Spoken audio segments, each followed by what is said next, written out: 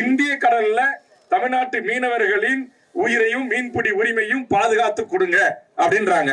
பௌத்த சிங்கள அரசு தமிழக மீனவர்களிடமிருந்து பறித்து சென்ற எங்களுடைய படகுகளை அரசுடைமை ஆக்கி கொள்ளாமல் அதை மீட்டு தாருங்கள் என்று கேட்கிறார்கள். அடுத்தது, நம்முடைய சிங்கள கடற்படையால் கைது செய்யப்பட்டு தொடர்ந்து சிறை கொட்டடியில் அடைபட்டு கிடக்கிறார்கள். குண்டர் தடுப்பு சட்டம் போன்ற சட்டங்களிலே 1 ஆண்டு 2 ஆண்டு சிறைப்படுத்துகிறார்கள்.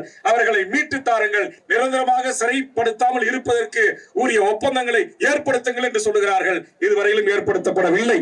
மீனவர்களை காப்பாற்ற தமிழ்நாடு முதலமைச்சர் ஒன்றிய அரசுக்கு கடிதம் எழுதுகிறாரு. அதற்கு பிறகு ஒன்றிய அரசு இலங்கை அதிபருக்கு கடிதம் எழுதுது. ஏன்? எங்கள் தமிழ்நாட்டு மீனவர்கள் இந்திய நாட்டின் மீனவர்கள் அல்லவா? இந்தியாவின் இறையாண்மைக்கு உட்பட்டு வாழ்கிற தமிழர் நாட்டில் வாழ்கின்ற இந்த மண்ணின் பூர்வீகுடி அல்லவா? இவர்களை பாதுகாக்க ஏன் தவறுகிறீர்கள் என்கிற கேள்வியை எமது மீனவ மக்களின் சார்பாக ஒன்றிய அரசை நோக்கி நான் எழுப்புகிறேன். அதற்கு இதுவரையிலும் பதில் இல்லை.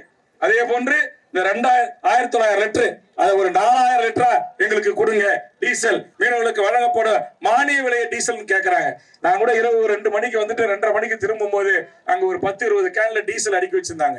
அவங்க 1 வாரம் 10 நாளுக்கு திட்டம் போட்டு டீசல் எடுத்துக்கிட்டு போய் எங்கெல்லாம் மீன் போடுதோ அங்கெல்லாம் தேடி சென்று கிடைச்சா உண்டு, கிடைக்கலன்னா எடுத்துட்டு போற 2000 லிட்டர் 3000 லிட்டர் 1000 லிட்டர் டீசல் இன்னைக்கு என்ன விலை விற்குது? மானியத்துல கொடுத்தாலும் கூட அதை வாங்குகின்ற தகுதி அந்த மீன் முறையாக வலையில விழுந்தாதான் இவர்களுக்கான சோறு, இவர்களுக்கான நீர்.